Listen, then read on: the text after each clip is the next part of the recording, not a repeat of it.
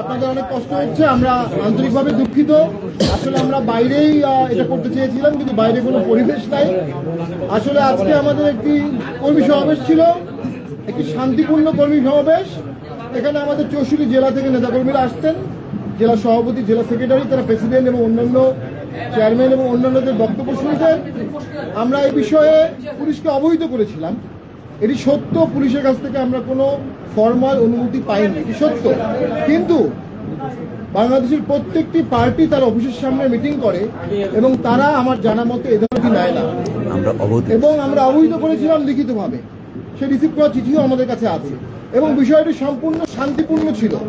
এবং আমাদেরকে মিটিং চলার এক সময় বলা হলো অনুষ্ঠানটি সংক্ষিপ্ত করার জন্য। তারা আশঙ্কা করছে আমাদের উপর হামলা হতে পারে, আমাদের উপর যারা হামলা করবে তাদের উপর হামলা না করে তারা আমাদের উপর জলকামান নিক্ষেপ করেছে, সাউন্ড গ্রেনেড মেরেছে। সম্পূর্ণ শান্তিপূর্ণ একটি প্রোগ্রামে পুলিশের এই অতিরিক্ত শক্তি প্রয়োগ, এখানে অসংখ্য মানুষ ছিল, স্ট্যাম্পিড হতে পারত, পদদলিত হতে পারত। এবং এক্ষেত্রে আমি মনে করি পুলিশ সম্পূর্ণ দায়িত্বজ্ঞানী একটি আচরণ করেছে। এটি অনাকাঙ্ক্ষিত। আমরা সবসময়ই আইন শৃঙ্খলা বাহিনীকে সর্বদাই, এখনো করছি, সামনেও করব, কিন্তু একটি রাজনৈতিক দল তার শান্তিপূর্ণ প্রোগ্রাম তার অফিসের সামনে করতে যাবে এবং পুলিশ সেখানে বাধা দিবে, এটা নব্য ফ্যাসিবাদের একটি আবির্ভাব হচ্ছে। এবং আমার ধারণা উপরের মহলে তারা এটা করেছে। যে উপরের মহলে আগেও পুলিশ অন্যায় করত, সেই উপরের মহলের আদেশে এখনো পুলিশ অন্যায় করছে। আমি পুলিশকে কোনো দোষারোপ করব না, তারা চাকরি করে, উপর থেকে যে আদেশ আসে সেই আদেশ তারা পালন করে। আমি মনে করি এই ধরনের দায়িত্বজ্ঞানহীন আচরণ রাজনীতির জন্য অশনি সংকেত।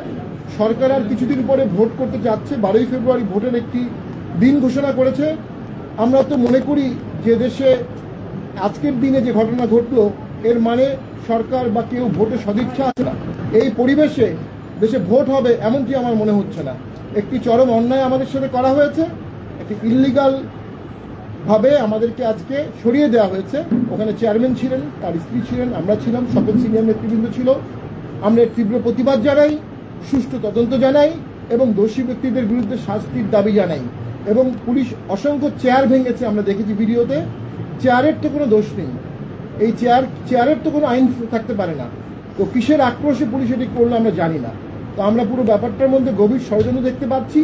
জাতীয় পার্টি দিন দিন জনপ্রিয় হচ্ছে, জাতীয় পার্টি দিন দিন সঠিক রাজনীতি করছে। জাতীয় পার্টি আস্তে আস্তে সামনের ভোটে অথবা আন্দোলনে একটি বিশাল বড় ফ্যাক্টর হয়ে যাচ্ছে। একটি মহল জাতীয় পার্টিকে দাবিয়ে রাখার চেষ্টা করছে, সেই মহলের উস্কানিতে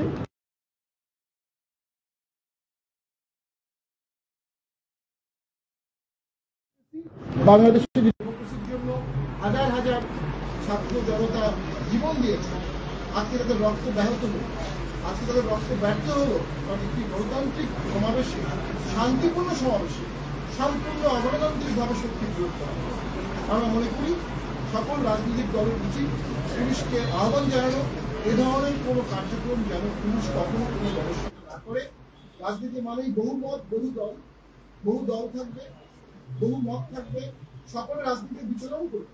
আপনি যখন একটি দলকে জোর করে দাবিয়ে রাখার চেষ্টা করবেন, এটা অগণতান্ত্রিক, অসাংবিধানিক, আইনের শাসনের পরিপন্থী।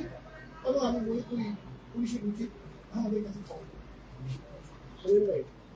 এবং আমাদের অনেক নেতার সঙ্গে আহত হয়েছে, রক্তাক্ত হয়েছে এবং কয়েকজন গ্রেফতার হয়েছে। আমি পুলিশকে বলবো অবধিবিলম্বে সকলকে মুক্তি দেওয়া হোক। তারা আমরা কোনো সন্ত্রাসী দল না, আমরা শান্তিপূর্ণ একটি দল, শান্তিপূর্ণভাবে কাজ করতে পারি। আমাদের বিপুল জনসংখ্যা ছিল, আমরা ডায়াসে সকলকে বলেছি শান্তিপূর্ণভাবে চলে থেকে। আমরা পুলিশের উপর কোনো হামলার নির্দেশ দেয়নি, পুলিশের উপর কোনো হামলা হয়নি। পুলিশের এই বিষয়ে সঠিকভাবে তদন্ত করা উচিত। আমরা মনে করি দোষী ব্যক্তিদের শাস্তি কামনা করছি, যারা আহত হয়েছে পুলিশের দিকে